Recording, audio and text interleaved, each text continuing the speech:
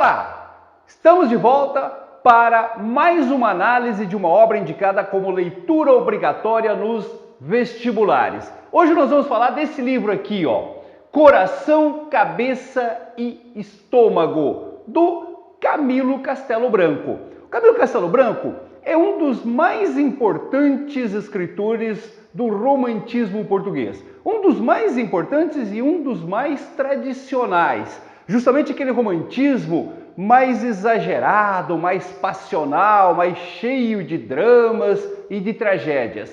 Aliás, o próprio Camilo Castelo Branco muitas vezes se inspirou na sua própria biografia, na sua própria trajetória de vida para escrever os seus romances. Como todo bom romântico, ele também viveu muitas aventuras amorosas. Para você ter uma ideia, ele casou a primeira vez com 16 anos de idade. Aquela paixão adolescente, típica e tal. Claro que esse casamento não durou muito tempo. Logo, ele estava separado, mas continuou vivendo as suas aventuras amorosas. Até que se apaixonou por uma mulher chamada Ana Plácido. Essa foi a grande paixão da sua vida. Só que num primeiro momento, ele foi impedido de viver esse amor com a Ana Plácido. A família não o aceitou, a Ana Plácido já estava prometida para um comerciante português e acabou se casando com esse comerciante. Só que o Camilo não desistiu. Ele continuou assediando a Ana Plácido depois do casamento e conseguiu convencê-la a fugir com ele. E aí ele foi perseguido e preso pela polícia sob a acusação de roubo de mulher, acusado pelo marido, de ter sequestrado e ter roubado a sua mulher. Acabou preso, ficou um tempo na prisão, ali ele produziu mais algumas obras, inspirado em alguns dramas que ele diz ter ouvido dentro da prisão. Quando ele saiu da prisão, ele ficou com a Ana Plácido, que já estava separada, e ali eles passaram a formar uma família. Foi a mulher com quem ele viveu até o final da sua vida. E à medida que a família iam crescendo também as despesas, até porque ele nunca deixou de ter as suas aventuras extraconjugais. Para sustentar os filhos, para sustentar essas aventuras amorosas, ele precisava escrever cada vez mais. É importante dizer que o Camilo Castelo Branco foi o primeiro escritor português a viver exclusivamente da venda dos seus livros. O primeiro escritor tipicamente profissional, vivendo do comércio dos seus livros. E por isso mesmo, gente, escreveu muita coisa. Foram mais de 200 novelas. Claro que no meio disso você vai encontrar algumas bem fraquinhas, mas vai encontrar também algumas das melhores novelas românticas da literatura portuguesa aí. Com o passar do tempo, e também devido um pouco a essas aventuras extraconjugais, ele acabou contraindo sífilis.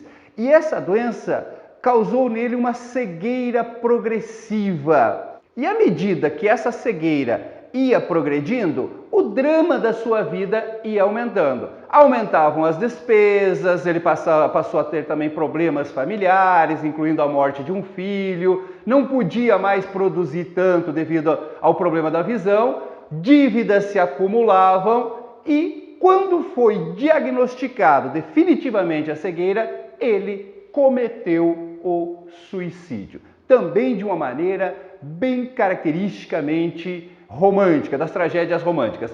Deu um tiro na cabeça, mas não morreu de imediato. Definhou, durante algumas horas até morrer definitivamente. Uma morte lenta, dolorosa, trágica, bem ao estilo das novelas que ele tanto escreveu aí. Essa novela que nós vamos analisar hoje, Coração, Cabeça e Estômago, foi publicada em 1862. É uma das últimas obras produzidas por esse autor aí. E é considerado pela crítica especializada como uma das melhores novelas do Camilo Castelo Branco. Esse livro tem uma curiosidade, que na verdade é até uma prática comum entre os escritores românticos e especialmente o Camilo Castelo Branco. No início, antes de começar a história propriamente dito, tem um preâmbulo, uma espécie de introdução para a novela propriamente dito, onde o autor, se dizendo editor da obra, explica para os leitores, colocando-se ali como personagem, num diálogo com um amigo, como que ele teria recebido os manuscritos do protagonista dessa história, já que vai ser uma história autobiográfica. Então ele diz que um amigo comum deles, ele começa perguntando: você conheceu o Silvestre da Silva e tal? E o amigo diz: sim, conheci. Pois é, ele morreu há 6 meses e me deixou alguns manuscritos que eu pretendo transformar numa novela, que eu pretendo publicar como uma novela romântica. Então o livro que nós vamos ler seria a autobiografia deste personagem, que é o protagonista da história, Silvestre da Silva. Também nesse preâmbulo, o autor, editor, nos diz que essa novela está dividida em 3 partes, que é exatamente o título do livro: Coração, Cabeça e Estômago. E nos dá também o período da vida do protagonista Silvestre da Silva, que estaria contemplado em cada uma dessas partes. Então a primeira parte, Coração, seriam os fatos ocorridos entre 1844 e 1854. A segunda parte, que tem por título Cabeça, mostra os fatos que ocorreram com o Silvestre da Silva entre 1855 e 1860. E a terceira parte, Estômago, fatos ocorridos no final da vida desse protagonista entre 1860 e 1861. O autor-editor nos diz também, a nós leitores, que o Silvestre da Silva morreu muito endividado e que ele pretende, com a publicação dessa novela, saldar essa dívida. Ele calcula que lá pela 10ª edição do livro, da novela, ele conseguirá saldar a dívida com os credores. Nos diz ainda que ele precisou fazer algumas intervenções no livro, alguns ajustes para dar ao livro, aos manuscritos que ele recebeu, o formato de uma novela. E aí começa então a novela propriamente dito, narrada em primeira pessoa por esse Silvestre da Silva. Mas a todo momento o editor, que seria o autor, o Camilo Castelo Branco, faz intervenções na narrativa para fazer algumas explicações, para acrescentar algumas coisas ali. É isso que nós vamos ver agora. Como o livro está dividido em 3 partes, nós vamos, em cada uma das aulas seguintes, analisar uma dessas partes: o coração, a cabeça e o estômago. Então, eu volto daqui a pouquinho para a gente continuar com a análise desse livro aí. Até daqui a pouco.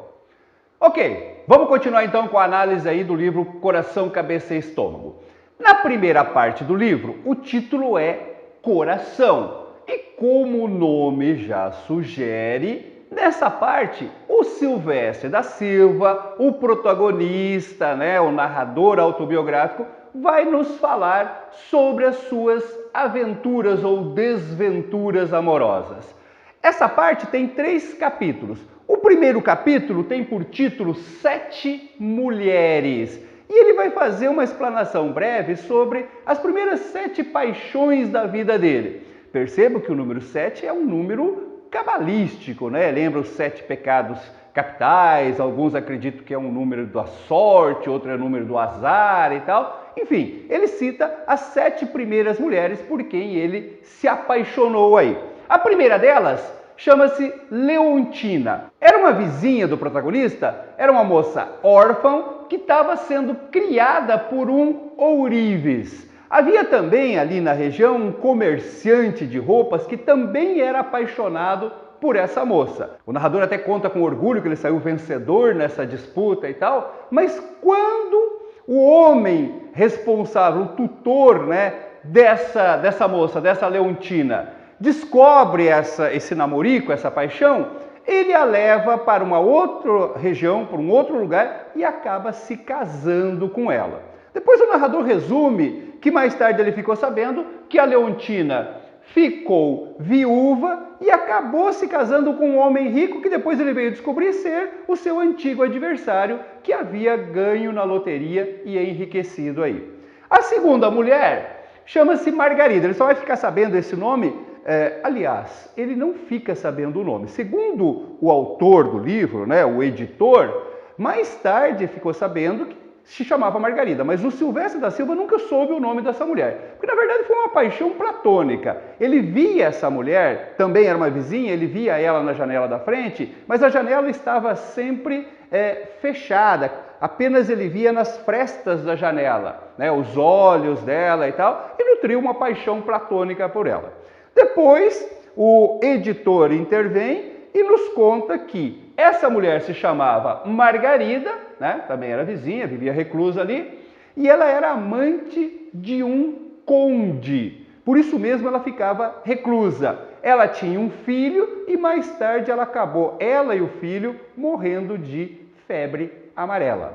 A terceira mulher chama-se Catarina. É uma mulher quarentona. Você imagina, quarentona naquela época já estava bem passada, né, da idade de casamento, de romances e tal. Essa Catarina era uma quarentona solteira. E obviamente que o interesse principal dela era o casamento. Então ele começa a se envolver com essa Catarina e ela tenta seduzi-lo, dizendo que tem posses, que tem uma renda, e coloca nessa renda, né, o narrador até que debocha um pouco disso, 10 burrinhos que lhe davam uma determinada renda mensal aí.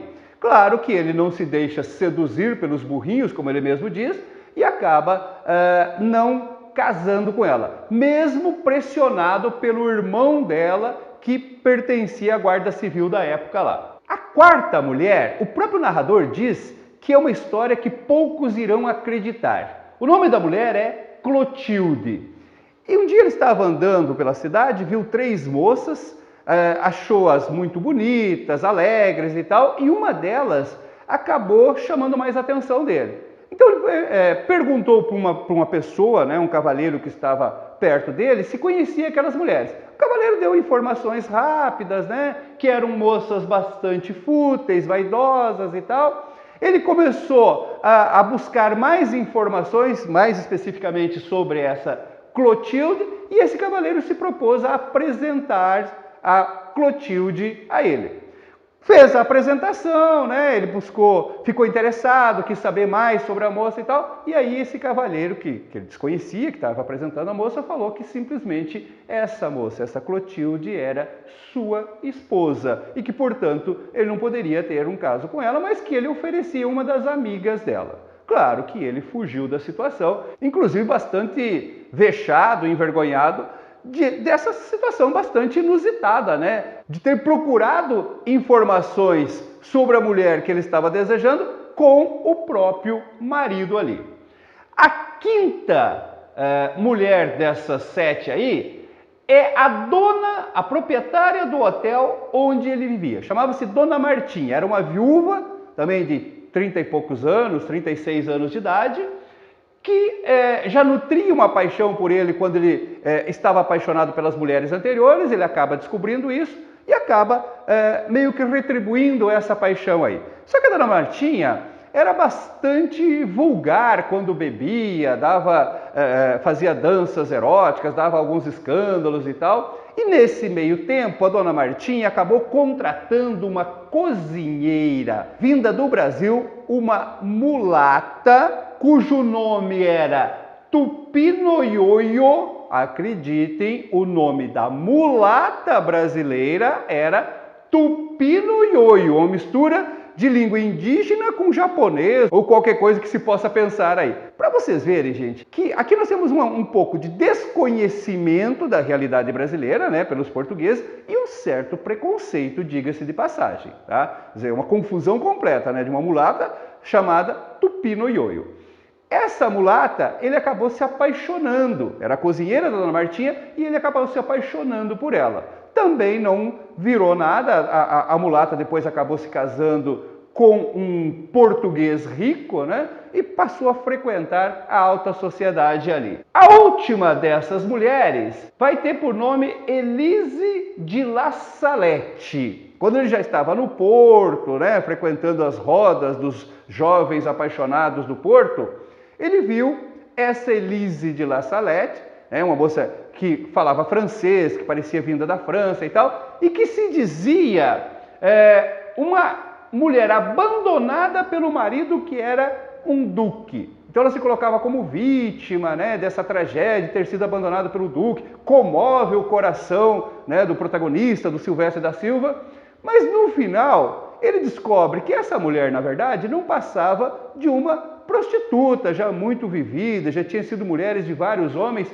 e que havia inventado essa história até um pouco para se divertir às custas do nosso ingênuo Silvestre da Silva aí. Com isso ele termina esse primeiro capítulo, né? Faz uma síntese dizendo que essas primeiras experiências amorosas não foram nada agradáveis para ele. Aí nós temos o segundo episódio, né? O segundo capítulo dessa primeira parte, cujo título é A Mulher que o Mundo Respeita.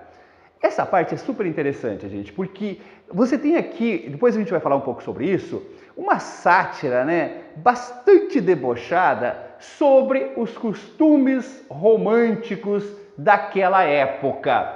O narrador, ele passa a vivenciar uma situação idealizada, ele passa a criar um estereótipo nele mesmo de acordo com os modelos dos heróis românticos da época. E aí chega-se a coisas absurdas, né?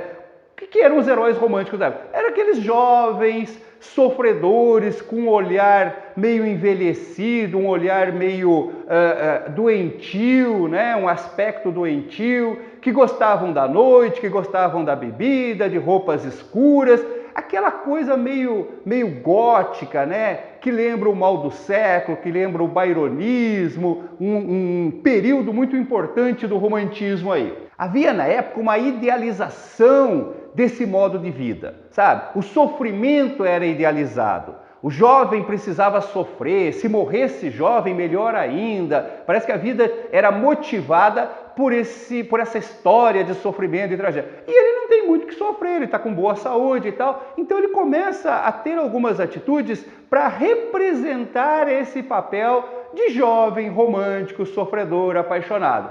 Ao ponto, gente, de raspar a testa para ter uma semicalva, né? Que condizia com o modelo romântico da época. Ao mesmo tempo, ele chegou a tomar algumas beberagens, a fumar charuto, para ter um aspecto mais doentio, para ficar doente mesmo, para ter um aspecto mais pálido. E principalmente usar uma maquiagem, principalmente em volta dos olhos, para demonstrar olheiras. Além disso, comprou um cavalo preto, se vestia de preto, andava na noite, para viver esse modelo romântico, né? Para provocar admiração nas outras pessoas pela sua vida sofrida, pelo seu drama sofrido. As pessoas começavam a inventar história, que ele tinha sido vítima de um grande amor, enganado por uma mulher e que agora estava sofrendo ali. E um dia que ele está passeando com o seu cavalo preto, com a sua roupa preta, debaixo daquele sol quente, ele passa na frente de uma casa rica, de uma mansão, e ele vê uma moça com um passarinho, com flores na janela. Olha o que ele diz sobre essa moça, ó. Amar uma menina herdeira, contratada para casar, galante, lida nos bons catecismos espirituais, criada com passarinhos e flores, tudo isso me pareceu talhado à minha ansiedade de lutar, de sofrer, de viver com glória ou morrer com honra. Então, quando ele conhece essa moça, que depois ele descobre ser chamada de Paula, ele acha ter encontrado a mulher para viver o seu drama romântico aí. Tá? Uma mulher linda, rica, herdeira, bem educada, né? com ares românticos, tudo que ele precisa para viver aí uma grande paixão. Aí ele começa a assediar essa Dona Paula, começa a ir até a janela dela, né? Começa a mandar bilhetes, mandar cartas, etc. E fica sabendo que ela está já comprometida com um primo distante, também rico, que ela ainda nem conhece, mas o casamento já está acertado entre eles. Mesmo assim, ele não desiste, porque é próprio do romântico lutar, né, pela sua paixão, pelo seu amor e tal. começa a frequentar, a passar pela casa dela, a frequentar a janela dela à noite e tal. E aí ele descobre não ser o único nessa história. Um dia que ele está meio escondido no jardim, ele descobre que essa dona Paula, já recebe um outro pretendente que é um duque, que também está apaixonado por ela. Aí ele fica indignado, né? Onde já se viu essa situação, se sentindo preterido e tal. E alguns dias depois, ele fica sabendo que o duque também foi traído. Um dia que o duque foi até a janela da moça, da Paula, ele flagrou um homem saltando da janela dela, que depois ele descobriu ser um dos seus amigos, né? Um dos seus amigos que o estava traindo com a mulher que ele amava aí. Diante dessa situação, o protagonista, o Silvério, se desilude, acha que as mulheres não merecem o seu amor e tal, mas o amor é o amor. Ele vai reencontrar essa Paula num teatro, e aí trocam olhares, reacende a paixão dele e as suas esperanças, principalmente quando ela vai embora, que ela dá uma olhada para ele, e ele fica esperançoso. No dia seguinte, ele recebe uma carta, aí o coração dele explode de júbilo, de felicidade e tal, até que ele lê a carta. A carta é uma espécie de poema sarcástico, que está tirando sarro da ingenuidade do amor dele. Ele, para conquistar essa Paula, ele tinha dado a ela um periquito, e aí ele passou a ser chamado de periquito pelas duas mulheres quando tiravam sarro dele. Desiludido com as mulheres, ele resolve fugir para o campo, né? Buscar um lugar ermo para viver a sua mágoa, a sua dor, o seu sofrimento, como faziam caracteristicamente os românticos. Vai até o Vale do Santarém e lá ele passa também por situações complicadas, ele vai visitar a natureza, aí pega uma tempestade, voa o chapéu dele, voa o guarda-chuva que ele tinha. Tentando fugir da chuva, ele entra numa casinha, atacado por um cachorro que rasga a roupa dele. Aí ele está furioso. Quando ele chega na pensão que ele está hospedado, ele é visitado pelo administrador ali da região, que é um antigo amigo dele. E ele fica sabendo que o administrador está incumbido de prender um casal que havia fugido. Os pais acusavam o jovem de ter sequestrado a moça. Aí ele ainda defende, fala, olha, talvez não seja assim, né? Vamos relevar em conta o amor e tal. Talvez essa moça esteja apaixonada. Vamos lá ver o que está acontecendo. Eu vou com você até essa pensão onde eles estão hospedados. Quando eles chegam lá, a surpresa dele. A moça supostamente sequestrada, e que diz não ter sido sequestrada, que veio de livre e espontânea vontade, nada mais é do que aquela Dona Paula. Outro amante que é um jovem professor, todo tímido, todo irrequieto, com medo de ser preso, né? Que não quer assumir a responsabilidade de ter fugido com ela e tal. Ela já fica braba, já o abandona e volta para os pais. Mais uma desilusão do nosso narrador, do Silvestre, em cima da mulher que ele tanto idealizou. E ele termina dizendo o seguinte, ó, que algum tempo depois ele encontrou essa Dona Paula casada com aquele primo e com um filho já. Um filho que havia nascido prematuro. Tinha nascido no 6º mês de gestação, mas plenamente saudável e gordo. Inclusive, ele ironiza dizendo que a avó da Dona Paula justificava dizendo que aquilo era comum nas famílias, que todos os primogênitos da família nasciam prematuros, mas nasciam robustos. Então ele termina dizendo, esse é o tipo de mulher que o mundo respeita. Ele vê essa Dona Paula frequentando os salões da elite, né? Sendo aclamada como dama da sociedade, como mulher virtuosa e tal, e ele conhece todo o passado dela, inclusive essa história do filho prematuro, que obviamente não era do marido ali. Então ele faz um fechamento bastante mórbido, bastante sarcástico, né, desse episódio, dizendo que o mundo costuma respeitar exatamente essas mulheres que têm apenas a aparência de serem honestas, mas que na verdade não são honestas em nenhum ponto aí. E assim termina esse segundo capítulo da primeira parte. Tem ainda um terceiro e último capítulo, cujo título é A Mulher que o Mundo Despreza. E aqui nós temos exatamente o contrário. Se no capítulo anterior você tinha a mulher que o mundo respeita, mas que, na verdade, não tinha nada de nobreza, de honestidade, agora nós temos aquela mulher que o mundo despreza porque simplesmente é uma prostituta. O narrador nos diz que depois do episódio com a Dona Paula, ele entrou numa situação que também era bastante comum na época, que eram as bebedeiras homéricas. Dá só uma olhada como ele descreve esse momento aqui. Era então moda a vinolência, particularmente na academia universitária, onde os mancebos, os jovens, de mais poesia de alma e arremessos de aspirações grandiosas, protestavam dilatando os fictícios horizontes da vida até onde o vinho de bairrada, a genebra e o conhaque permitiam. O número dos ébrios que inspiram compaixão às almas flexíveis estava eu. E uma noite, em que ele está saindo de um desses ambientes onde ele estava bebendo, contando histórias de paixões mal-sucedidas, ao sair ele encontra uma moça no cais do porto, com um olhar muito triste, quase que chorando. Aí ele chega bêbado perto dela, pergunta o nome dela e fica sabendo que ela se chama Marcolina. E aí ele resolve convidá-la para dar uma volta com ele, para contar-lhe a sua história e tal. E aí a Marcolina vai contar essa história. Essa Marcolina, ela ficou órfã de pai quando nasceu. O dia que ela nasceu, o pai dela morreu. E aí a mãe foi precisando vender os bens que eles tinham e caindo cada vez mais na miséria. Um tempo depois, a mãe arranjou um novo casamento, mas também com um homem pobre. Com esse homem, a mãe acabou tendo mais 5 filhas, todas mulheres.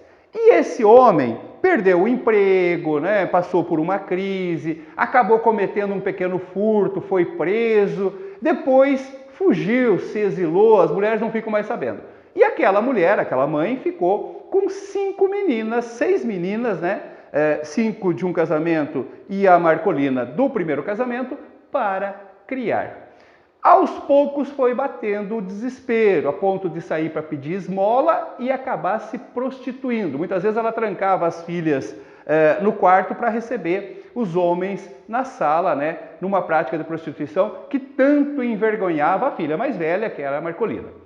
Quando a Marcolina tinha 14 anos, ela foi colocada na prostituição pela mãe. Ela foi vendida para um barão. Mas esse barão se apaixonou por ela, levou-a para sua casa, tirou da mãe, passou inclusive a pagar um soldo para a mãe para poder sustentar as irmãs e tal. Uma dessas irmãs já estava na prostituição, uma irmã que tinha 13 anos, já tinha caído na prostituição por iniciativa da mãe. E aí a Marcolina passou a viver uma vida de relativa luxo e tal, mas desonrada, vivendo como amante daquele barão, porque esse barão era casado, não poderia casar com ela. Nesse meio tempo, a Marcolina se apaixona pelo escrivão do barão e tenta abandonar o barão para viver com esse escrivão, viver essa paixão com esse escrivão aí que não se importa da situação dela. O barão não permite, prende ela em casa, tira as roupas dela e tal, e finalmente começa a perseguir o escrivão, o despede, faz com que ele não arranje emprego e fala para ela que se ela for viver com esse moço, ela vai viver uma vida miserável e vai causar a miséria desse moço também. Então ela acaba aceitando a proposta do barão e vai viajar com ele pela Europa toda, vai para Paris e tal. E em Paris, esse barão acaba morrendo. Antes de morrer, ele deixou várias joias para Marcolina.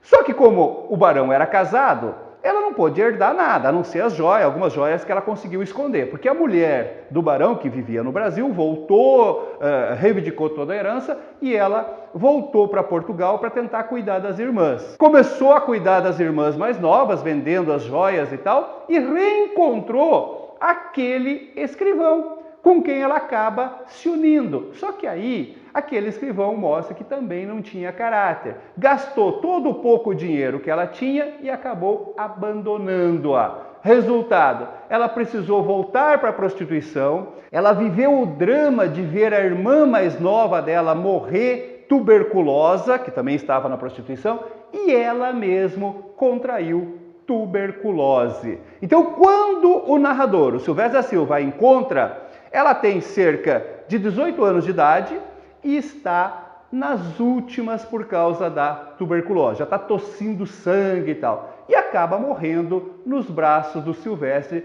que se propôs a ajudá-la e ajudar a sua família naquela atitude nobre dos românticos e tal. Quando a Marcolina morre, ele conclui essa primeira parte, né, do coração, dizendo que a Marcolina é a mulher que o mundo despreza, mas para ele ela é a mulher que deve ser amada. É a mulher que é prostituta de corpo, mas virgem de alma. E ele termina essa primeira parte, esse capítulo, dizendo o seguinte, ó: amei-a porque era mais pura, mais virgem e mais santa que a outra respeitada do mundo. A outra era a paixão anterior dele, né, a desilusão anterior dele, que era aquela Dona Paula, mulher rica da sociedade, né, extremamente fútil, vulgar, de vários amantes, mas que a sociedade respeitava. Essa que sofreu, que passou por várias privações e sofrimentos, involuntariamente prostituída, é a mulher que o mundo despreza.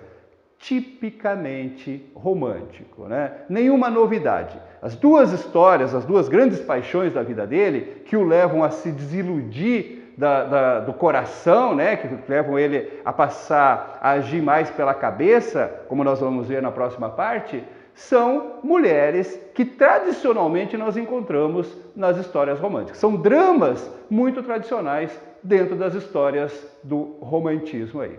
Daqui a pouco a gente volta então para falar da segunda parte, intitulada Cabeça. Até daqui a pouco. Vamos lá, vamos ver essa segunda parte da vida do protagonista Silvestre da Silva, que ele intitula de Cabeça. Como o nome também já sugere, é o momento em que ele se propõe a abandonar o domínio do coração sobre a sua vida e passar a controlar a sua vida pelo raciocínio lógico. A primeira coisa que ele decide é que ele pode ser um bom jornalista. Naquela época, era muito comum destaque para pessoas intelectuais, para jovens que escreviam nos jornais, expunham suas ideias e tal, e ele quer se destacar um pouco em cima disso. Olha como ele começa essa parte. Ele diz assim, ó: o prurido de escrever correspondências a respeito de outras muitas coisas insinuou-me a persuasão de que havia em mim pronunciadas tendências para escritor político. Então ele começa a se envolver com jornais, inclusive patrocinar alguns jornais para publicar os seus textos de crítica política, de discussão política, discussão filosófica, tentando mostrar aí os seus atributos literários, né, os seus dotes literários. E acaba arranjando muitos inimigos, acaba sendo muitas vezes processado. O jornal que ele sustenta, né, que ele meio que montou para fazer o seu trabalho ali, vai ser processado por várias pessoas que se sentiram ofendidas pelos seus artigos. E ele acaba se endividando muito, precisando vender parte das suas propriedades para cobrir as multas e indenizações. Olha só como ele termina essa parte aí, ó. Empenhei a minha casa para sustentar a Gazeta, que 3 vezes foi condenada na multa e custas. Afinal, quando me vi exaurido dos recursos e cansado de lutar com a indiferença pública, achei em mim terrível analogia de destino com todos os redentores intempestivos da humanidade. Então ele se coloca como se fosse um redentor dos males da humanidade que age de forma intempestiva e não tem apoio, acaba sofrendo as consequências disso. Aí ele diz assim, ó, e bebi o meu cálice até as fezes, as quais fezes eram pagar à fábrica de papel as últimas 50 resmas que eu fizera gratuitamente distribuir por essa raça de ingratos portugueses. Como ninguém comprava o jornal, a Gazeta dele, ele acabava distribuindo de graça, mas isso gerava um custo que acabou sendo o princípio das suas dívidas aí. Logo em seguida, ele, ainda agindo pela cabeça, pelo raciocínio, se propõe a arranjar um casamento rico. Ele já está com dificuldades financeiras, então ele racionalmente vê um casamento rico como solução. Aí então nós temos um segundo capítulo, né, nessa segunda parte, que vai ter por título Páginas Sérias da Minha Vida. Ele começa dizendo isso aqui, ó. O meu pensamento era casar-me rico. Vi no baile do Barão das Bolsas as 3 herdeiras mais ricas da sociedade portuense, do Porto, né, onde ele se encontra. Das 3, a mais velha e rica, a mais velha e a mais rica era viúva e regularmente feia. A mais nova tinha uns longes sedutores. A terceira era uma verdadeira mulher, trigueira como as prediletas de toda a gente. Trigueira quer dizer da cor do trigo, né? Aquela pele mais dourada e tal. Agora olha o que ele diz, ó. Consultei a minha cabeça e a cabeça me disse que requestrasse, ou seja, que tentasse conquistar a viúva. Senti que o coração punha embargo, senti que o coração ficou contrariado. Caiu-lhe em cima a cabeça com todo o peso da razão. E o pobrezinho, o coração, né, que já não servia para mais que centro das funções sanguíneas, gemeu, contorceu-se e amuou. Então ele está dizendo que agora ele não age mais pelo coração, que ele age pela cabeça. E aí o que vai acontecer? Primeiro ele vai tentar seduzir essa viúva. A viúva é muito mal-humorada, né? Ela despreza todos os homens porque ela sabe que justamente estão atrás do dinheiro dele. Ele acaba sendo indiscreto, né? Dizendo que ela tem uma cara de quem comeu caldo de repolho com feijão branco, coisa desse tipo aí. Uma ofensa que faz com que ele perca todas as esperanças de ter qualquer tipo de namoro e finalmente um casamento com essa mulher rica aí. A outra, a mais bonita, ele se vira então para a mais bonita, aquela mulher trigueira. Ela o despreza e o troca por um outro homem por quem ela estava apaixonada. E aí ele vai conhecer então a terceira dessas mulheres, que é essa que ele diz ser a mais nova aí. Essa moça se chama Mariana. Era uma órfã muito rica que vivia com um casal formado pelo Francisco de Souza, né, um português também rico, e essa dona Rita, que é uma brasileira que vive lá em Portugal. Eles têm uma bela casa, costumam receber nos bailes e tal. E nesses bailes está sempre presente esse tal de Anselmo Sanches, que é uma espécie de conselheiro da família, né? Meio advogado, meio administrador dos bens da família, uma pessoa muito respeitada na sociedade do Porto, né? Da cidade do Porto, por todas as famílias e tal, até que um dia estoura um escândalo. Sem mais nem menos, a família faz as malas, o Francisco de Souza e a dona Rita vão embora para outra cidade e colocam a menina, essa tal de Mariana, num convento. Todo mundo fica curioso sobre o que aconteceu, né? Todo mundo fica tentando descobrir um escândalo, ficam buscando explicações para o que está acontecendo, mas essa explicação só vai aparecer 3 meses depois, através da história contada por uma das funcionárias da casa do Francisco de Souza.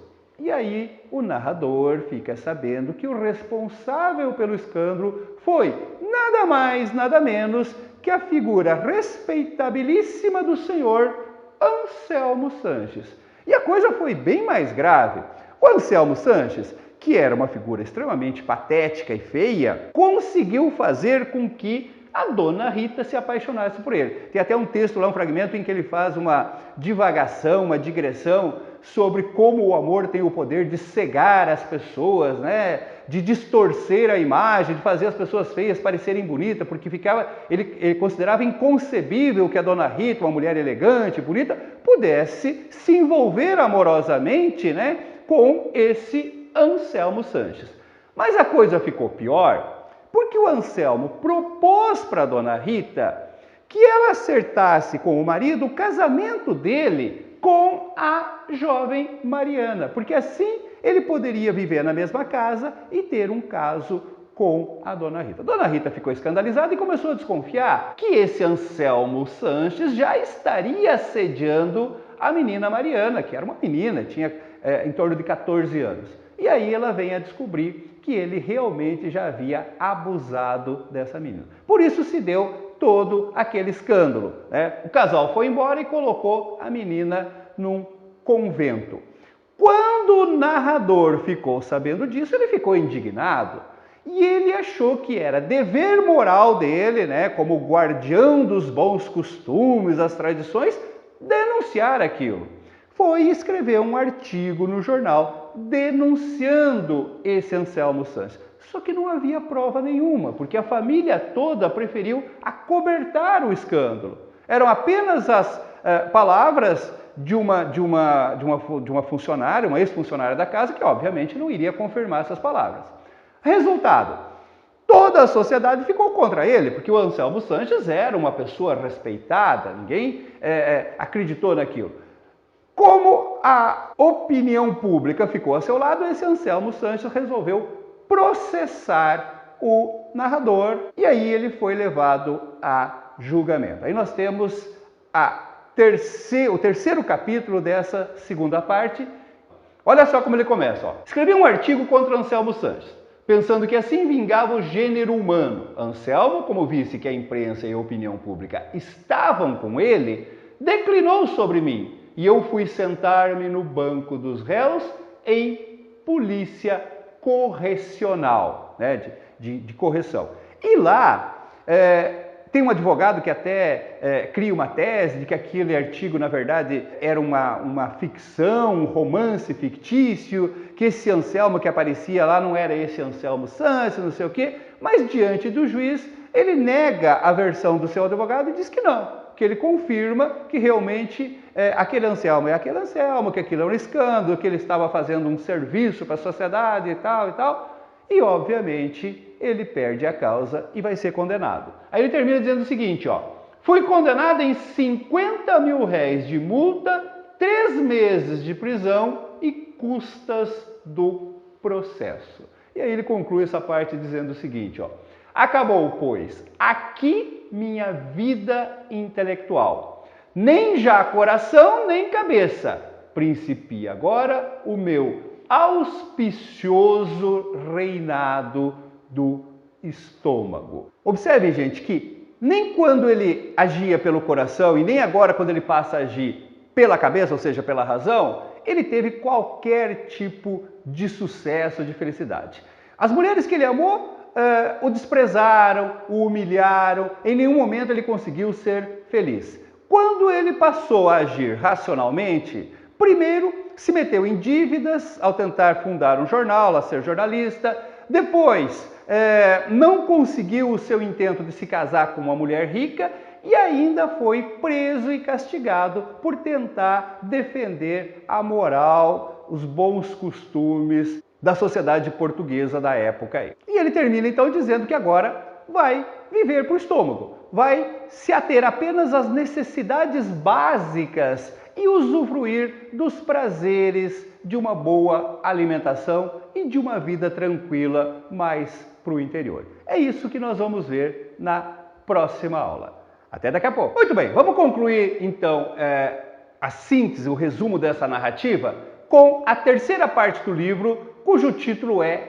Estômago. Aqui também nós temos 2 capítulos. O primeiro deles é esse aqui, de como me casei. Ele começa essa terceira parte com uma reflexão, né, uma síntese do que aconteceu na vida dele nos episódios anteriores em que ele era dominado pelo coração ou pela razão, pela cabeça. Ele começa dizendo assim, Eu comparo o cair das alturas do coração à queda que se dá de um garboso cavalo. Quem nos vê cair pode ser que nos deplore, mas de certo nos não acha ridículos. Ora, o cair da baixeza dos cálculos racionais é coisa que faz riso aos outros, e por isso muito comparável ao tombo que damos de um ignóbil burro. Então ele diz que as quedas que ele teve na paixão tinham uma certa nobreza, era como cair de um garboso cavalo. E a sociedade não acha tão ridículo assim. Agora, cair dos cálculos racionais, do planejamento racional, é como cair de um burro. E aí a sociedade acha extremamente ridículo, né? Espezinha sobre quem sofre esse tipo de queda. Então ele termina dizendo o seguinte: depois dessa experiência, da maneira que todas as minhas faculdades, de hora em diante, daqui para diante, em volta do estômago as rege. E não há de alguma ideia preocupar-me sem sair elaborada nas mesmas 5 horas que os fisiologistas assinam as funções digestivas. Então ele declara que agora ele vai preocupar-se apenas com as necessidades do estômago. Nesse capítulo, ele começa dizendo que ele voltou para a terra dele, ele já estava bastante endividado, não quis mais saber de viver no porto, e que para ter um pouco de sossego lá na terra dele, ele precisava resolver algumas questões que ele deixara. Ele saiu de lá brigado com o administrador e com o padre, que também não gostava dele. Então ele diz que ele precisa resolver isso para depois poder ter uma vida tranquila. Então ele acaba arranjando um jeito de destituir esse administrador. Ele entra na política, né, e consegue vencer esse administrador, tirar o emprego desse administrador da região, e ao mesmo tempo, com esse cargo político, ele consegue fugir a qualquer tipo de restrição do padre. Passa a ser, inclusive, uma pessoa mais respeitada na cidade. Em seguida, ele começa a nos narrar de como ele conheceu aquela que virá a ser a sua futura esposa. Ela se chama Tomásia, era filha única de um fazendeiro da região que tinha uma boa propriedade, que rendia uma boa renda, né?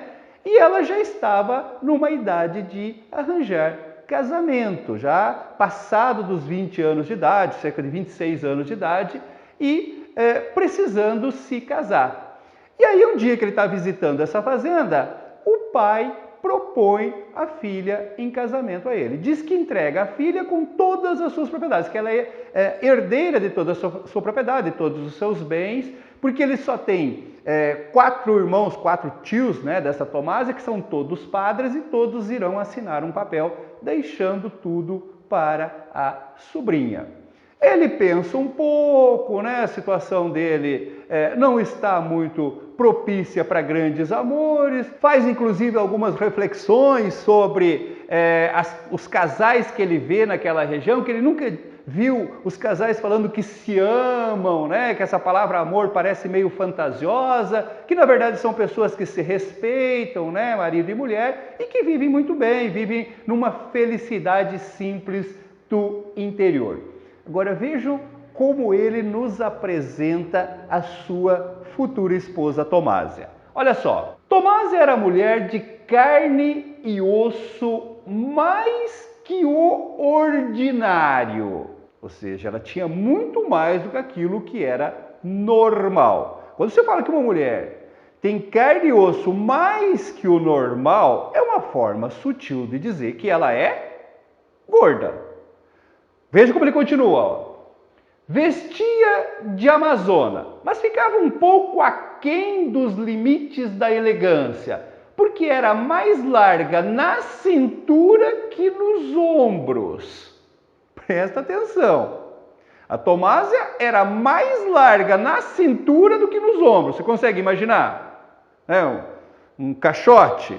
Pois é. Visível defeito do vestido. Olha a ironia, quer dizer, o problema era o vestido, não era ela. O vestido que tinha defeito e que não mostrava, né, a sua cintura aí.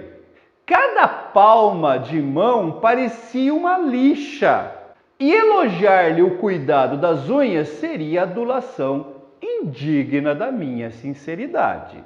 A moça é uma camponesa, vive no campo, trabalha na roça, as mãos parecem uma lixa e, obviamente, as unhas não são cuidadas.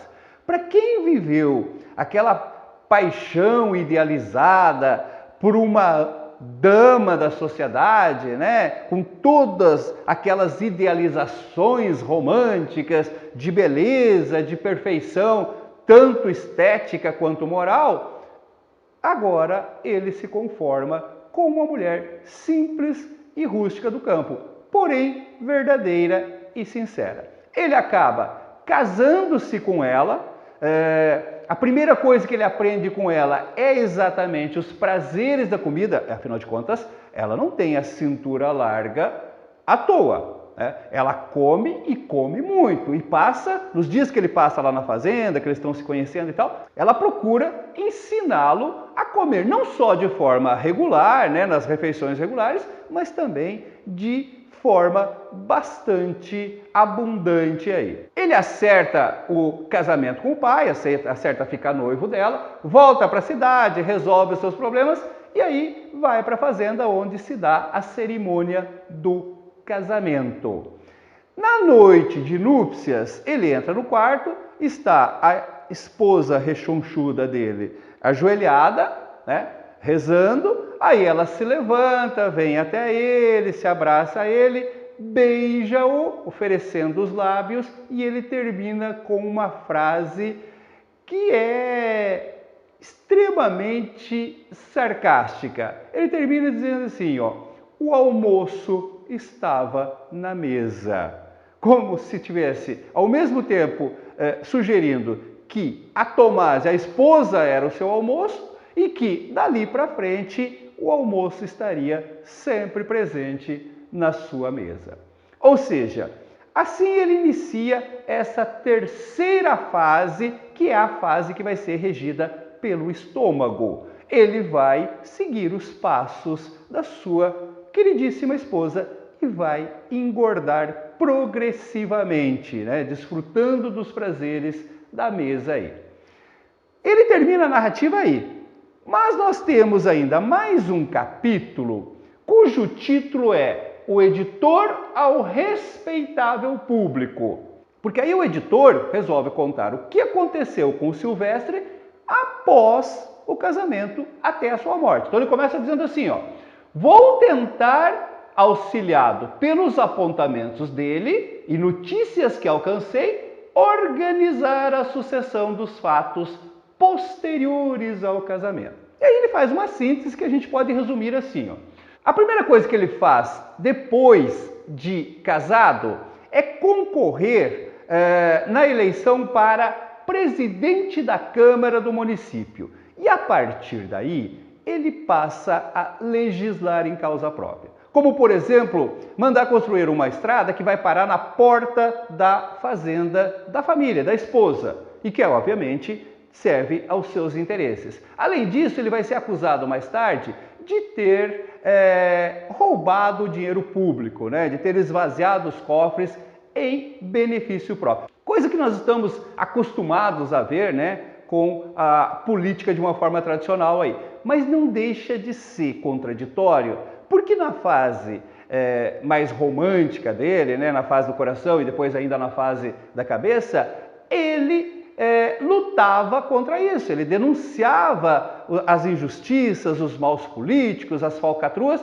e ele mesmo acabou cedendo a isso. Tá? É como se ele tivesse, a partir das desilusões que ele sofreu, desistido de consertar o mundo e passou a viver de acordo com as regras do próprio mundo, muitas vezes caindo na desonestidade aí. Outra coisa que o editor nos diz é que as dívidas trazidas do porto não eram poucas e que iam aumentando, só que ele se negava a pagar os seus credores. As propriedades estavam todas no nome da esposa, então os credores não poderiam usar isso para quitar as suas dívidas. O editor, ironicamente, diz que ele, maltratado pelas mulheres, vingava-se nos credores. Ele tinha até um certo prazer em negar o pagamento a esses credores e vê-los sofrer com as dívidas ali. Outra coisa que o editor nos mostra é que a partir do momento em que ele se casa, que ele decide por essa vida regida pelo estômago, ele abandona completamente a vida intelectual, né? Os prazeres literários foram substituídos pelos prazeres do estômago. E aí começa o processo de obesidade dele. Tem um fragmento retirado aí das palavras do editor que eu achei muito interessante, eu queria repetir para vocês aqui, ó. Dona Tomásia, que é a esposa dele, adorava-o. Andavam, ele e a esposa, a competência de quem engordaria mais, como se estivessem competindo sobre quem engordaria mais. E nas horas de dormir, excediam em toda a gente, menos um ao outro. Ou seja, comiam, engordavam e dormiam muito, muito mais do que os outros, né? Competiam entre si para ver quem engordava mais e quem dormia mais ali. Obviamente que uma vida dessa forma, né, não vai trazer benefícios à saúde, pelo contrário, o Silvestre da Silva está a cada dia adoecendo mais em função dessa obesidade. Além disso, ele começa também a praticar o jogo de cartas e com isso acaba angariando ainda mais dívidas. Então, no final, nós temos essa conclusão aqui, ó. Ele vai, como eu falei, angariar mais dívidas ainda com o jogo de cartas, vai ficar doente e acaba morrendo em virtude dessa pressão psicológica dos credores, das dívidas, né? Da doença, da ociosidade. Isso vai piorando a sua qualidade de vida e ele acaba morrendo, deixando aqueles manuscritos ao editor, que resolveu transformá-los então nesse livro. E para fechar essa narrativa, o editor nos contempla com um soneto, que funciona como uma espécie de chave de ouro, né, que sintetiza toda a sua trajetória aí das três partes do livro: coração, cabeça e estômago. Dá uma olhadinha nesse soneto aí, ó. Abri meu coração às mil quimeras, encheram-me de fel e tédio e lama. Tive em paga do amor riso de infama. Ai, pobre coração, quão tolo eras. Essa primeira parte, né, o coração. Dobrei-me da razão às leis austeras. Quis moldar-me ao viver que o mundo ama. O escárnio, a detração me suja a fama e a lei me pune as intenções severas. E aí ele conclui nos tercetos. Cabeça e coração senti sem vida. No estômago busquei uma alma nova e encontrá-la pensei, crença perdida. Mulher, aos pés o coração me sova, foge ao mundo a razão espavorida e por muito comer eu desço a cova. Gente, é um sonetinho bem fraquinho, tanto que o editor sarcasticamente conclui o livro dizendo o seguinte, ó: bem se vê que o soneto era o da morte. Um grande merecimento tem ele, é ser o último. O grande merecimento, né, desse soneto é ser o último. Não teria outro valor que não esse, ser o último. Acabou, o Silvério não escreveu mais nada. E assim, então, termina a narrativa do coração, cabeça e estômago. Nós vamos voltar ainda em mais uma aula para fazer o comentário geral, a análise da obra, das suas características, estilo, linguagem, enfim, aquilo que vai te ajudar a se preparar bem para o vestibular. Então, até daqui a pouco. Muito bem, vamos lá. Vamos para a análise final, os comentários que serão necessários para você responder as questões do vestibular aí. Primeira coisa que eu queria chamar a atenção. Trata-se de uma novela satírica, que muitas vezes beira o sarcasmo, o deboche. Aí você vai dizer assim, professor, mas você falou lá no início que o Camilo Castelo Branco era um dos autores mais caracteristicamente românticos da literatura portuguesa e tal, com novelas típicas, né, dos dramas românticos, né, das histórias de amor trágico e tal. É verdade. Mas quem disse que esses autores ultrarromânticos também não têm o seu lado de riso, de sarcasmo, de deboche? Aqui no Brasil, por exemplo, o nosso autor mais ultrarromântico, o poeta do mal do século e tal, é Álvares de Azevedo. Geralmente a gente conhece o Álvares de Azevedo por suas poesias trágicas, né? Se eu morresse amanhã, lembrança de morrer. Pouca gente sabe que existe um lado da poesia do Álvares de Azevedo que é puro deboche do próprio sentimento romântico. Namoro a Cavalo, por exemplo, é um poema famosíssimo em que ele ironiza todos os comportamentos idealizados, típicos, padrões, né, dos românticos, dos jovens apaixonados aí. O Camilo Castelo Branco não é diferente, ele tem algumas das suas novelas em que ele, num momento de lucidez racional, se debruça sobre o comportamento dos românticos, né, e acha muitas vezes certas atitudes tolas, ingênuas, patéticas, e acaba debochando disso. Aqui nós temos uma novela que se propõe a fazer, ao mesmo tempo, uma análise da sociedade portuguesa, do comportamento da sociedade portuguesa daquela época e um deboche irônico de certos comportamentos idealizados dos jovens românticos. Então nós temos uma novela satírica. Num primeiro momento nós podemos destacar o deboche irônico das relações amorosas. Em vários momentos do livro isso aparece. Eu até selecionei alguns trechos aqui para vocês perceberem. Olha só, trocamos algumas cartas. Em uma das suas me disse ela que era proprietária de bens de raiz, que valiam 6 contos de réis, e tinha, fora isso, uns 10 burrinhos em Cacilhas, que anualmente lhe rendiam 150 mil réis. Cuidou quer dizer, acreditou, que me seduzia com o suplemento dos burrinhos. Respeito muito os burros, mas tanto não. Isso aqui é numa daquelas 7 mulheres da primeira parte lá do Coração, que é uma mulher já solteirona, que tenta seduzir o narrador para que ele se case com os seus bens materiais. Mas você viu como fica irônico quando ele diz assim: ela achou que conseguiria me seduzir por ter 10 burrinhos. Eu respeito os burros, mas tanto não. Fica extremamente debochado, irônico essa situação aí, né? Aquele casamento por interesse. Um outro momento aí, ó, é aquele momento em que ele se apaixona por aquela mestiça, aquela mulata brasileira que ele chama de Tupino-ioio. Olha só, lembra-me que me ajoelhei a seus pés um dia, beijando-lhe as mãos, que perfumavam o aroma de cebola do refogado.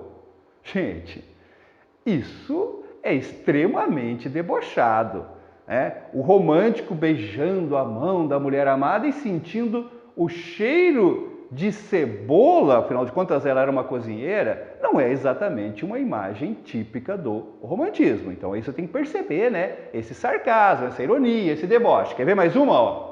Se queres mulheres para romances e prosas, pede-as à tua imaginação e deixa o mundo real como ele está, que não pode ser melhor. Então aqui eu vejo o próprio narrador negando esse processo romântico de idealizar a realidade. Então ele diz, olha, se você quer uma mulher tal qual você sonha para suas poesias, para suas prosas, então pede essas mulheres para sua imaginação, porque elas só existem na imaginação. O mundo real deve ser deixado como está. E finalmente, mais um trecho que tem esse deboche, ó. Ao 3º ano de casado, Silvestre formava com o peito e o abdômen um arco. A gordura embargava-lhe a ação e abafava-lhe o espírito nas enxúndias, que significa nas banhas. Gente, casaram e foram felizes para sempre. Não é um final tradicional para as novelas românticas? Aqui, no entanto, casou, engordou a ponto de formar um arco, né, entre o peito e o abdômen, e acabou, como vocês sabem, morrendo em consequência disso. Novamente, ele está debochando dessa vida de casado que os românticos tanto idealizavam aí. Mas às vezes também nós temos a crítica mais ácida, né, mais séria da sociedade portuguesa da época romântica. Ou seja, quando não é apenas deboche, é uma crítica argumentativa em que o narrador e por vezes o editor, né, o autor do livro, colocam a sua postura, a sua visão decepcionada sobre os rumos que toma a sociedade portuguesa, sobre o comportamento da sociedade portuguesa. Eu selecionei alguns trechos aí também, olha só. Dona Paula casou-se com o primo que lhe fora destinado e tornou para o palácio de Benfica em companhia do seu marido e já com um menino robusto, não obstante ter nascido tão sem tempo que ninguém pensou que vingasse. Dizia a avó de Paula que semelhante prodígio não era novo na sua família, porque ouvira sempre dizer que os primogênitos, os primeiros filhos, né, do casamento, da sua linhagem, quase todos nasciam antes dos 6 meses de incubação. Coisa notável. Vi, finalmente, que Dona Paula era a mulher que o mundo respeitava. Você tem, obviamente, né, aquele deboche, que coisa notável, né? Todos os filhos nascem com 6 meses, né? Isso é normal e tal. Mas, ao mesmo tempo, tem a crítica que termina, né, quando ele diz, a crítica mais séria, mais ácida, né, mais magoada, quando ele diz, essa é a mulher que o mundo respeita. Essa mulher é que a sociedade respeita. Mais abaixo, uma outra aqui, ó. Olhei em derredor de mim, procurando os amigos que me roborassem a consciência da minha justiça, esmagada a coice dos seus sacerdotes. Fugiam das minhas declamações os que me tinham excitado a verberar o doutor. Aqui é aquele momento em que ele faz aquela denúncia, aquela crítica, né, ao Anselmo Sanches, e ele diz que foi incitado pelos amigos a fazer isso e que agora os amigos desapareceram, o abandonaram, o deixaram sozinho. Tive então nojo mortal da sociedade e de mim, que Deus fizera de um barro menos vil, mas amassado no fel e vinagre do que se chama força da alma e desprezo do martírio. Aqui nós temos então essa visão bem mais pessimista, essa crítica mais pesada do comportamento da sociedade. Um outro momento ele faz uma análise geral sobre os portugueses, e aí ele diz assim, ó, em país algum seria maior a estatística dos suicídios do que em Portugal, se o tédio nos vencesse. Então ele está dizendo que a sociedade portuguesa é uma coisa extremamente tediosa, e que se os portugueses se deixassem vencer pelo tédio, seria o país com o maior índice de suicídio do mundo. E finalmente ele diz isso aqui, ó. Quando eu me entregava de olhos fechados ao mundo, julgando-o bom e de nenhum modo interessado em ludibriar-me, o mundo folgou em explorar um tolo que abria o coração e a algibeira a todas as perfídias e zombarias. Que também uma crítica bem pesada, né, da sociedade, do comportamento social, onde as pessoas, como ele, que se diz ingênua, crente, né, dos valores morais, dos valores humanos, da amizade, do amor, acabam sendo vítimas, né, desse mundo que só quer saber do seu dinheiro, de explorar essa sua ingenuidade aí. Então, ao mesmo tempo que você tem um lado mais sarcástico, mais debochado, mais bem-humorado da crítica, você em alguns momentos também tem uma crítica bem mais séria, bem mais ácida, bem mais pessimista sobre o comportamento social. Essa é a tônica do livro. Você pode ter cobrança pelos dois lados, mas certamente esse aspecto, né, de ser uma sátira, de ser uma crítica, tanto em forma de deboche quanto a partir de uma visão mais negativa, mais pessimista, é um dos principais elementos desse livro. Fique atento a isso. Outra coisa que eu queria chamar a atenção aqui é a respeito do estilo e da linguagem, da composição do livro. Então eu quero lembrar que nós temos aqui uma narrativa feita em primeira pessoa, pelo protagonista, né, pelo Silvestre da Silva, e com frequentes intervenções do editor para fazer comentários, explicações. Então o livro se estrutura dessa forma. A narrativa principal, os fatos principais, que são autobiográficos, são narrados pelo Silvestre da Silva. Mas a todo momento o editor interfere para fazer comentários, né, para dar explicações.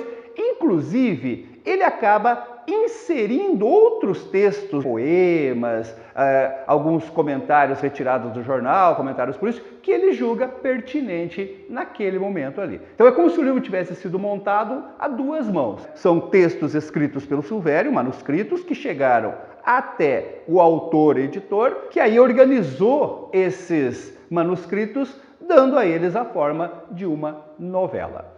A linguagem também merece atenção. Nós temos aqui o uso de uma linguagem extremamente elevada, purista, aquele português mais castiço, mais elevado, mais purista. E dentro da narrativa, tanto por parte do narrador quanto do próprio editor, nós temos constantes críticas a alguns deslizes linguísticos que são cometidos tanto pelos personagens como por algum intelectual descuidado lá num artigo de jornal, por exemplo.